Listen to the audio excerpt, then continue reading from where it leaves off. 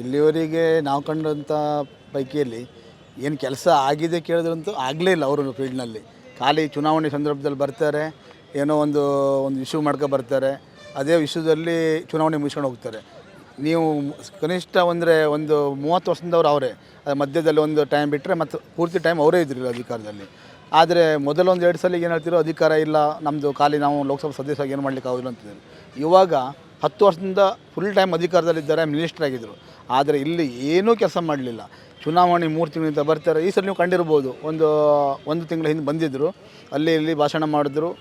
ಒಂದು ಲಾಸ್ಟಿಗೆ ಟಿಕೆಟ್ ಸಿಕ್ಕುವುದಿಲ್ಲ ಗೊತ್ತಾಯ್ತಿರಬೇಕು, ಅವರೆಲ್ಲ ಕಟ್ಕೊಂಡು ಹೋಗ್ಬಿಟ್ರು ಪಟ್ಲಿ. ಈಗ ಅವ್ರಿಗೆ ಟಿಕೆಟ್ ತಪ್ಪಿದೆ, ಹೌದು. ಕಾಗೇರಿ ಅವ್ರಿಗೆ ಸಿಕ್ಕಿದೆ. ಅವ್ರು 6 ಬಾರಿ ಶಾಸಕರಾಗಿದ್ದವರು. ಅವ್ರ ಬಗ್ಗೆ ಏನು ಹೇಳ್ತೀರಾ ನೀವು? ಅವ್ರ ಬಗ್ಗೆ ಹೇಳಬೇಕಂತ ನಮ್ಗೆ ಅಷ್ಟು ಗೊತ್ತಿಲ್ಲ. ಬಟ್ ಆದರೂ ಅವ್ರು ಈ ಸಲ ಸೋತಿದ್ದಾರೆ. ಈಗ ನೋಡಿದ್ರೆ ಅಲ್ಲಿ 3 ಬಾರಿ ಅಂಕೋಲದಲ್ಲಿದ್ದರಂತೆ, 3 ಬಾರಿಗೆ ನಮ್ಮದು ಶಿರ್ಸಿ ಇದರಲ್ಲಿದ್ದರು. ಏನೂ ಅಭಿವೃದ್ಧಿ ಮಾಡಿಲ್ಲ. ಅಭಿವೃದ್ಧಿ ಮಾಡಲಿಲ್ಲ, ಅವಕ್ಕಾಗಿ ಅವ್ರು ಸೋತಿದ್ದಾರೆ ಅಂತ ಗೊತ್ತಿದೆ. ಆದರೆ ಈಗ ನಮ್ಮ ಏನು ಕಾಂಗ್ರೆಸ್ ಕ್ಯಾಂಡಿಡೇಟ್ ಇದ್ದಾರೆ, ಅವರು ಈಗಿನ ಇದ್ರ ವಾತಾವರಣದಲ್ಲಿ ಒಳ್ಳೆಯವರು ಅಂತ ನಮ್ಗೆ ಕೇಳ್ಪಟ್ಟಿದ್ದೀವಿ. ಅಂಜಲಿ ಅವರು, ಅಂಜಲಿ ನಿಂಬಳ್ಕರ್. ಯಾವ ರೀತಿ ಅವ್ರ ಮೇಲೆ ಭರವಸೆ ಇದೆ ಅಂಜಲಿ ಅವರು? ಅವರಂದರೆ ಹಿಂದೆ ಒಂದು 2018ರಿಂದ 23 ತನಕ ಅಲ್ಲಿ ಶಾಸಕರಾಗಿದ್ದರಂತೆ. ಅಲ್ಲೂ ಸಹ ಬೇಕಾದಷ್ಟು ಕೆಲಸ ಮಾಡಿದಾರಂತೆ. ಮತ್ತು ಡಾಕ್ಟ್ರ್ ಇದ್ದಾರೆ. ನಂತರ ನಮ್ಮದು ಇಲ್ಲಿ ಕಾಂಗ್ರೆಸ್ ಸರ್ಕಾರ ಇದೆ. ಇಲ್ಲಿ ನಮ್ಮ ಹಾಲಿ ಮಿನಿಸ್ಟ್ರು ಸಚಿವರು ಇದ್ದಾರೆ, ಮಂಕಾಳ ವೈದ್ಯರವರು.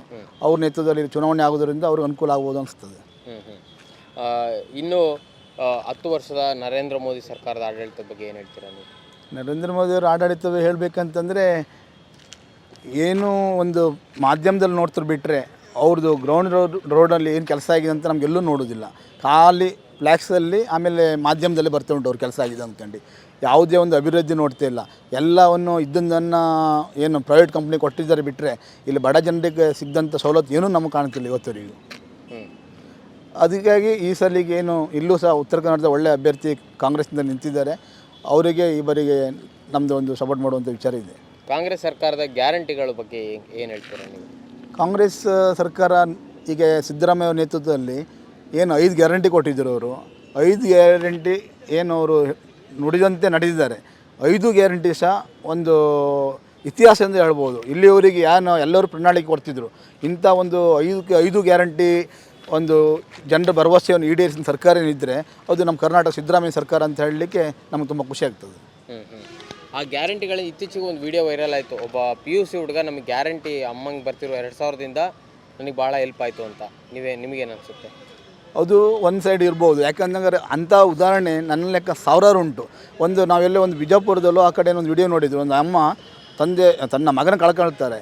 ಅವರು ಸಹ ಅಳುತ್ತಾ ಹೇಳ್ತಾರೆ, ನನಗೆ ಸಿದ್ದರಾಮಯ್ಯ 2000 ಬರ್ತದೆ, ನಾನು ಜೀವನ ಸಾಗಿಸ್ತೀನಿ ಅಂದ್ಕೊಂಡು ಅಳುತ್ತಿದ್ದು ನಾವು ನೋಡಿದ್ದೀವಿ.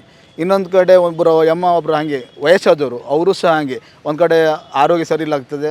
ಆವಾಗ ಮತ್ತೊಬ್ರು ಬಂದು ಕೇಳ್ತಾರೆ, ಏನು ಮಾಡ್ತಿದ್ದೆ ಖರ್ಚಿಗೆ ಅಂದ್ಕೊಂಡು. ಆವಾಗ ಹೇಳ್ತಾರೆ, ನನಗೆ 2000 ರೂಪಾಯಿ ಕೊಡ್ತಾ ಇದ್ದಾರೆ ಸರ್ಕಾರದವ್ರು, ಈಗಿನ ಸರ್ಕಾರ. ಅದು ನಮಗೆ ಭಾಳ ಉಪಯೋಗ ಆಗ್ತದೆ. ನಂತರ ನಮ್ಗೆ ಅಕ್ಕಿ ಸಿಗ್ತದೆ. ಅಕ್ಕಿ ಸಲುವಾಗಿ ಮತ್ತು ದುಡ್ಡು ಹಾಕ್ತಾರೆ 5 kg. ಅದನ್ನೆಲ್ಲ ನಮ್ಗೆ ಭಾಳ ಉಪಕಾರ ಆಗ್ತದೆ. ಮನೇಲಿ ಕರೆಂಟ್ ಮಾತ್ರ ಬಿಲ್ ತುಂಬಬೇಕಂತಿಲ್ಲ ನಾವು. ಇಷ್ಟೆಲ್ಲ ಸವಲತ್ತು ಕೊಟ್ಟಿದ್ದಾರೆ ಸಿದ್ದರಾಮಯ್ಯ ಸರ್ಕಾರದವರು ಅಂತ ಹೆಮ್ಮೆಯಿಂದ ಹೇಳ್ಕೊತಾರೆ. ಅದೆಲ್ಲ ನೋಡಿದ್ರೆ ನಮಗೆಲ್ಲೊಂದು ಖುಷಿ ಆಗ್ತದೆ. ಈಗ ಕೇಂದ್ರದಲ್ಲಿ ಬದಲಾವಣೆ ಬಯಸ್ತಿದ್ದಾರೆ ಅನಿಸುತ್ತಾ ಜನ ನಿಮಗೆ? ನಾವೆಲ್ಲ ಇಲ್ಲಿ ವಾತಾವರಣ ನೋಡಿದವಾಗ ನಮ್ಮ ಮನಸ್ಸಿನಲ್ಲಿ ಬಂದವಾಗ ವಿಚಾರ ಮಾಡಿದವಾಗ 100% ಈ ಸಲಿಗೆ ಕೇಂದ್ರದಲ್ಲಿ ಚೇಂಜ್ ಆಗೋದ್ರಲ್ಲಿ ಮಾತೇ ಇಲ್ಲ ಸರ್ಕಾರ. Thank you sir.